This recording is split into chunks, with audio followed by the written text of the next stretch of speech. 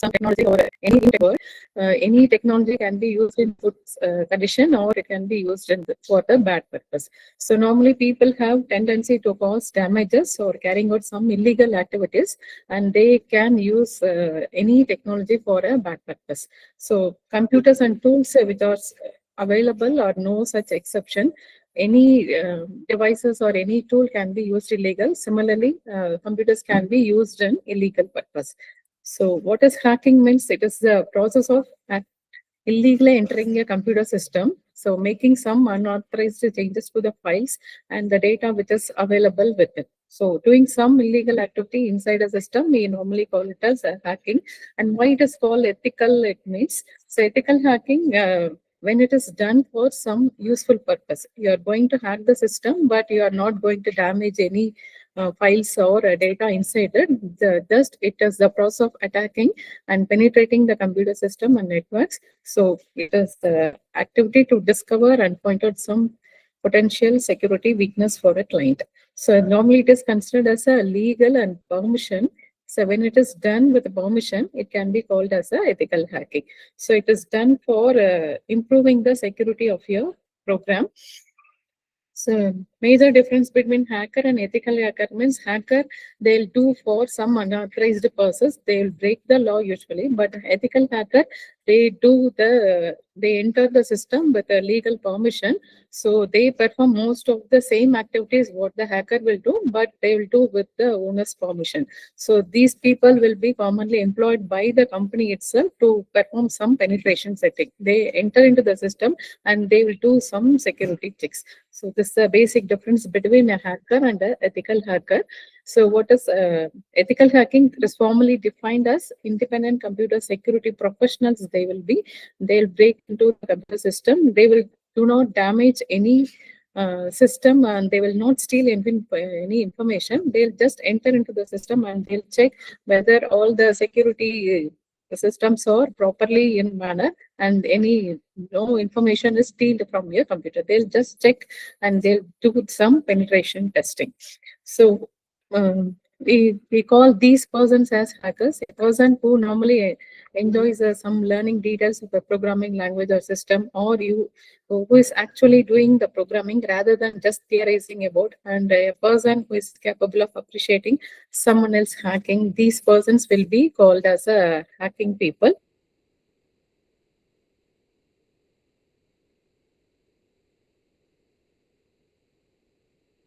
These are some of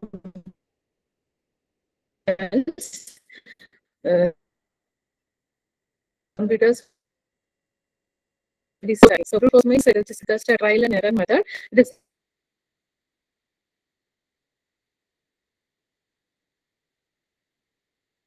the technique used to find passwords or encryption keys. So we have a similar person. He also breaks into the computers, but he will be usually connected to the computer criminal. So some of the crimes they will do, such as vandalism, they can do some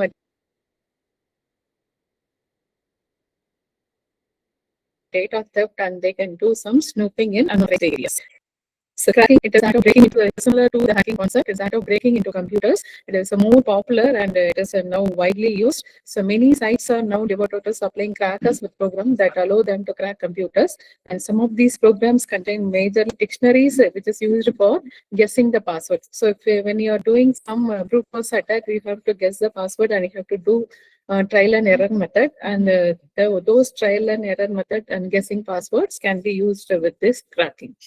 So one more concept is word dialer. So word dialer, it is a program that automatically dials your phone numbers looking for computers on the other end. So you'll not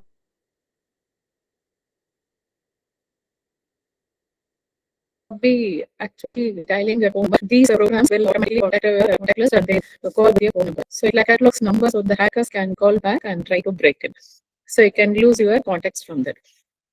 So these type of attackers, they'll exploit the vulnerabilities in the networks, and most often because the networks are most adequately protected, there are three kinds of vulnerabilities here. So you can have with the inadequate border protection. When you have, hacker can do such illegal activity, then using a remote access server with weak access controls, then application servers with well-known exploits, and we can have a misconfigured system and systems with the default configurations. So these are some of the famous hackers which have been detected so far. So what they'll do activity, what is the main reason behind for hacking is that they sometimes they do just for fun. So they have some programming skill, then they have the hacking skill, just they want to do as fun, and they want to show up their abilities, that they have good knowledge about entering into the system that they can do because of that, and they can hack other system secretly without knowing the person, and they want to notify many people that they have the skill to hack into other system, and sometimes they want to steal some important information they can do purposefully, and they can destroy the enemy's computer network during the war. So, but ethical hackers are not such criminal hackers. They are completely trustworthy people.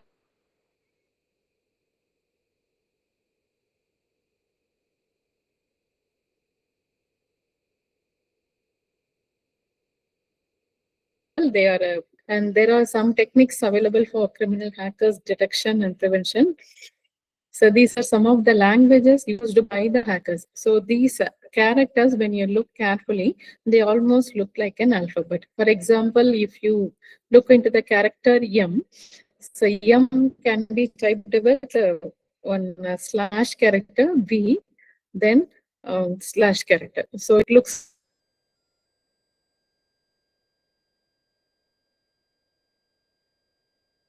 equivalent code words for alphabet. With that, they'll do, or they can enter into the system.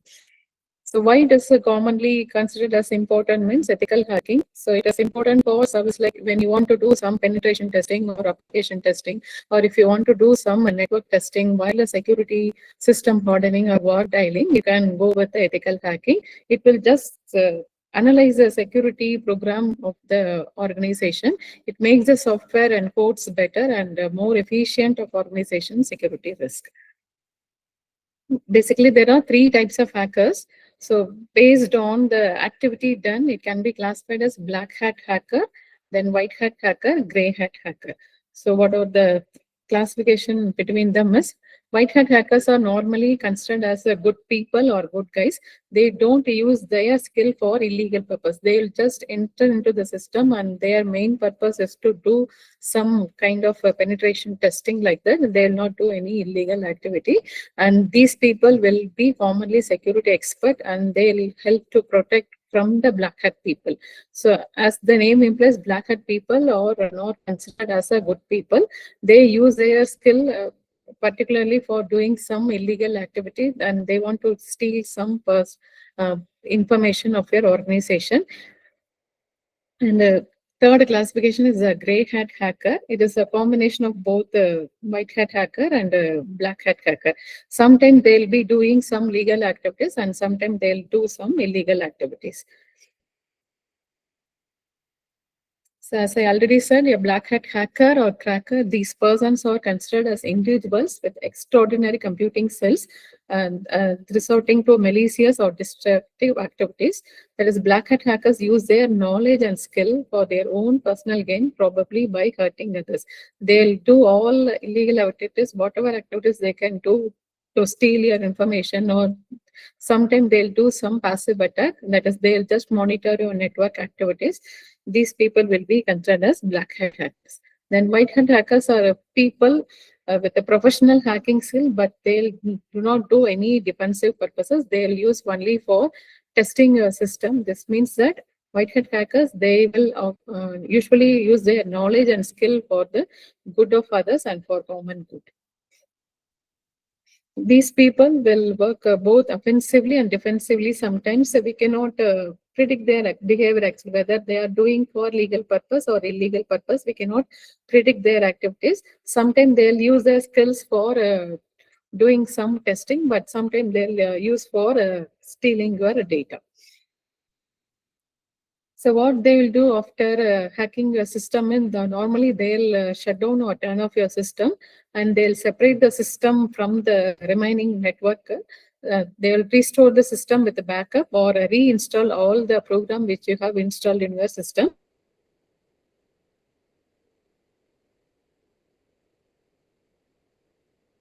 And they'll connect the system to the network. It can be good to call the police immediately whenever some activities are identified.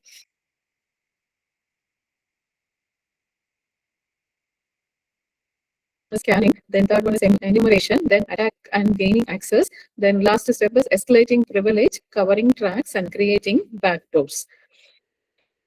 So these 4 steps I have mentioned in the diagram. So footprinting normally means that they'll try to collect information. They will gather as far as information possible before doing hacking. They'll collect to gather information from the system they want to hack. That is, they gather as much data as possible about a specific targeted computer system, and they'll collect information about infrastructure and the networks they are using to identify opportunities to penetrate them. So reconnaissance is a phase where the attacker gathers information about a target using active or passive method. They can do sometimes active attack and sometimes they'll do passive attack. And there are some commonly tools available to perform this footprinting process, that the Nmap, HPiping, Matligo, and Google Docs. And next step is enumeration. It is a very basic step of ethical hacking. So it is commonly called as an information gathering step. So before doing ethical hacking, the attacker establish an active connection with the victim, and they will try to discover as much attack vectors are possible.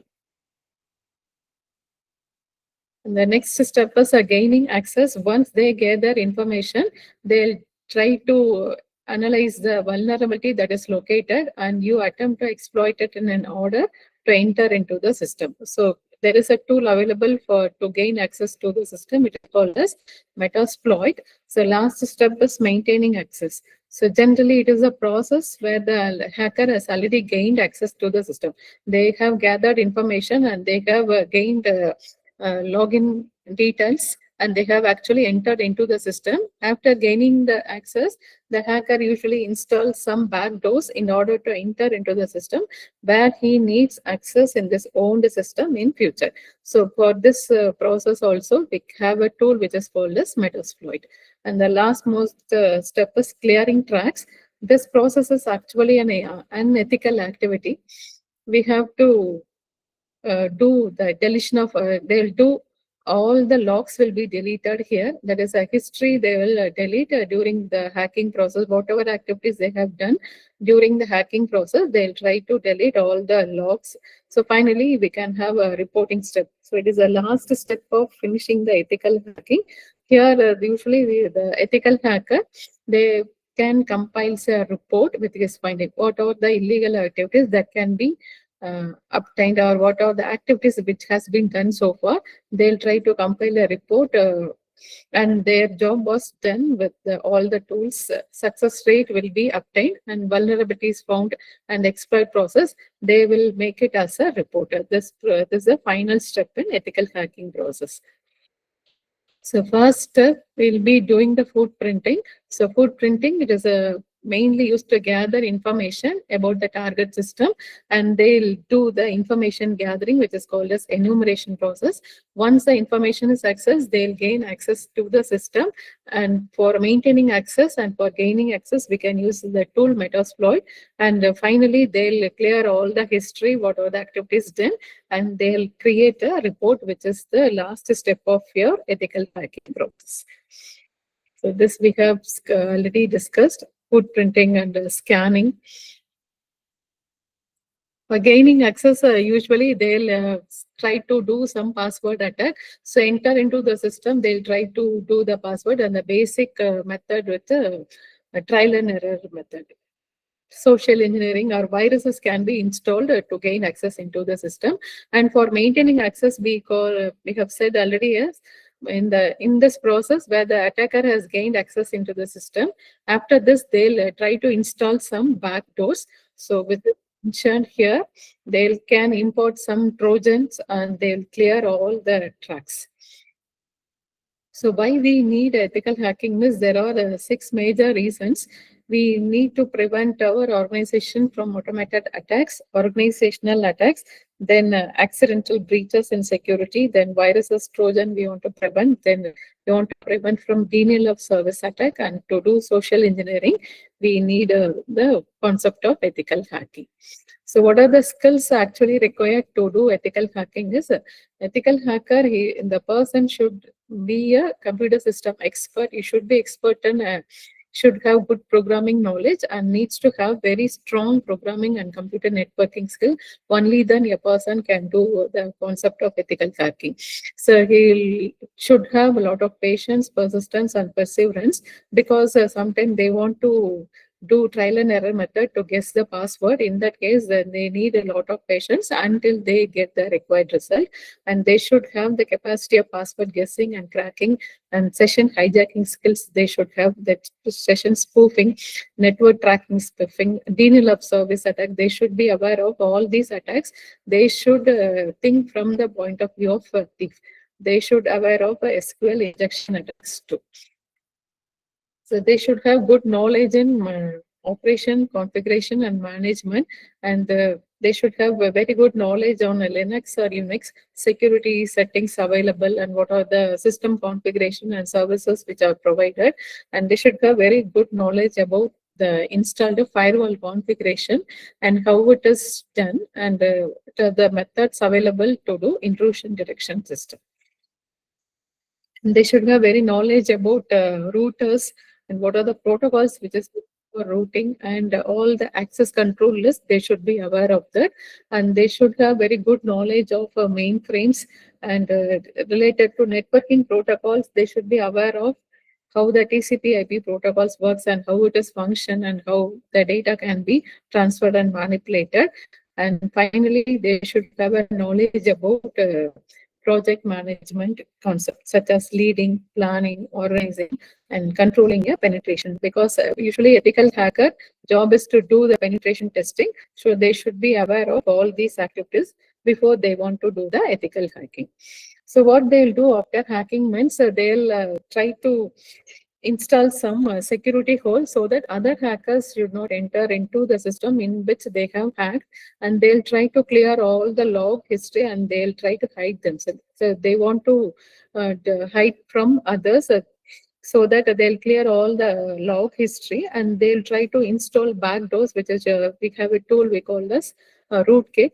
It is the hacker who hacked the system can use the system later, so that he will be installing the backdoor, and it usually contains a Trojan virus, other programs also. And finally, they'll install IRC related program, for example, IDNTD, then IRC batch. These are some of the rootkit programs to do some backdoors.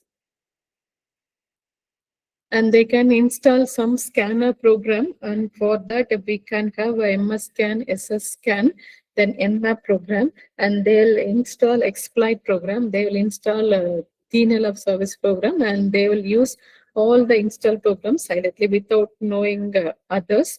After installing, they can use all these programs efficiently.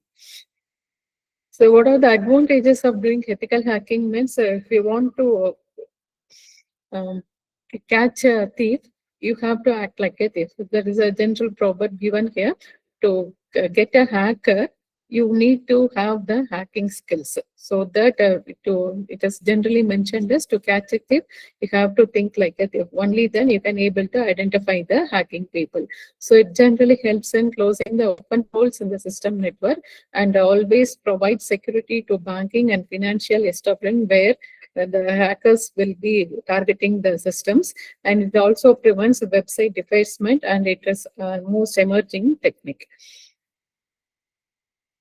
So it also prevents identity theft and also leaking of vital information. That is most important information can be prevented.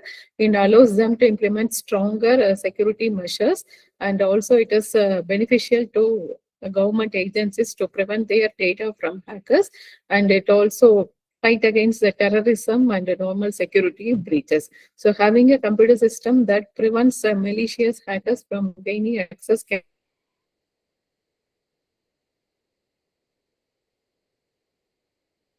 be advantage, and you can have adequate preventive measures to in order to prevent your data and files from security breaches.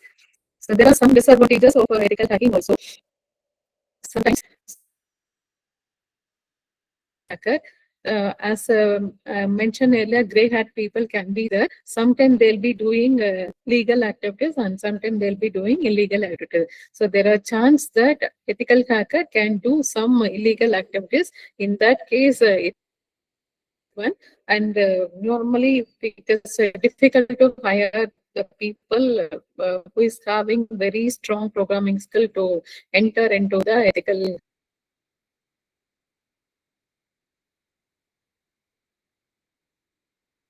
company. Financially it will be difficult sometimes. So in that case, ethical hacking can be a drawback. So these are some of the recent cases of hacking.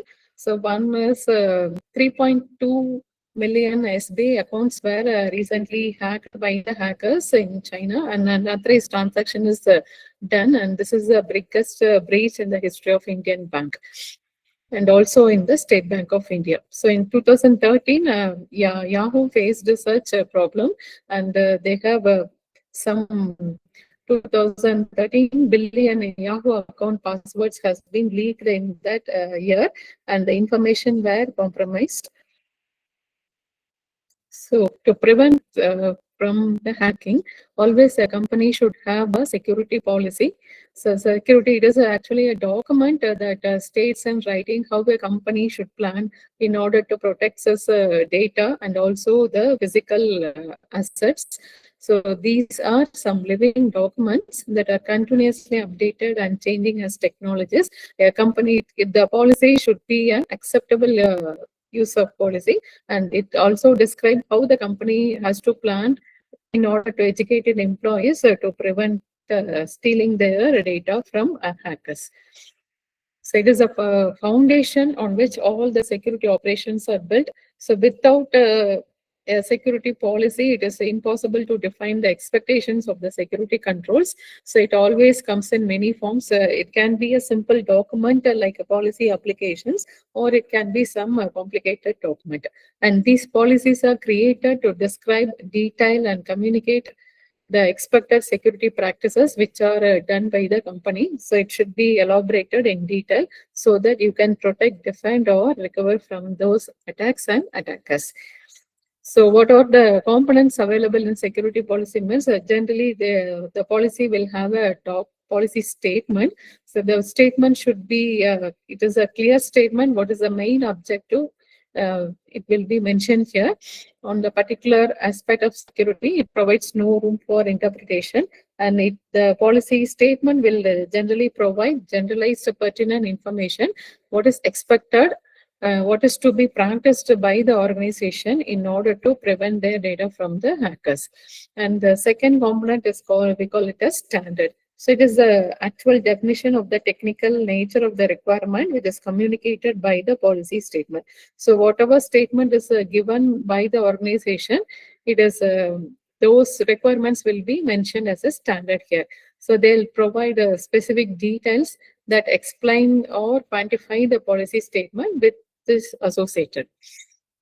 And the third main component in a policy document is a guideline, so which provides some supporting activities to follow such standards and policies. So to help with the everyday activities with the support of the policy statement, and also it provides some suggestions or recommendations sometimes to so that you can be clear with the policy. And finally is the procedure. A procedure normally defines the task, which what are the tasks to be carried out, which is to meet the requirements which is already mentioned in the policy document. So procedures are normally a step-by-step instruction how to follow the policy statement and the standards and the guidelines given in the document. So this is a simple example how we have company security policy will be. So I have given a sample policy statement. So policy statement, the company is mentioning that all the employees or all the users have to use only strong passwords on all network system and elements, and the standards similar to this statement, a standard is defined. So based on the policy statement only, a company will decide the standard. So policy is stating that employee should use strong password. So for standard can give that to set a strong password, the password must be of at least 8 characters should be in length. It should have some uppercase alphabet, then it should include some special characters, then numbers should be included. So to implement the policy statement, the standard will support how the policy statement to be maintained. And these are some of the guidelines relevant to setting the very good password. In that case, the organization can insist their users to avoid using their personal information in setting the password, because it can be easily guessed by their nearby employees also, or they can have to use some critical number as a password. So they should set a password by combining their words, so which will be normally difficult to guess by the hacker. And the user should try to avoid the use of passwords that are commonly found in the commonly used words should not be set as a. Sometimes some user can set the password as a password, so which can be easily guessed, or their name of their spouses and name of their children can be guessed. If some people are very close to us, so they can guess their our names, and they can do some trial and error method. In that cases, these guidelines can be followed. And these are some of the procedures given by the organization to maintain a good password. So they have to enforce some password policy on NT domains, and they can log on to domain controller as administrator, and they have to run the user manager application. Then you have to select account from the policies menu. Then you have to configure the system password policy.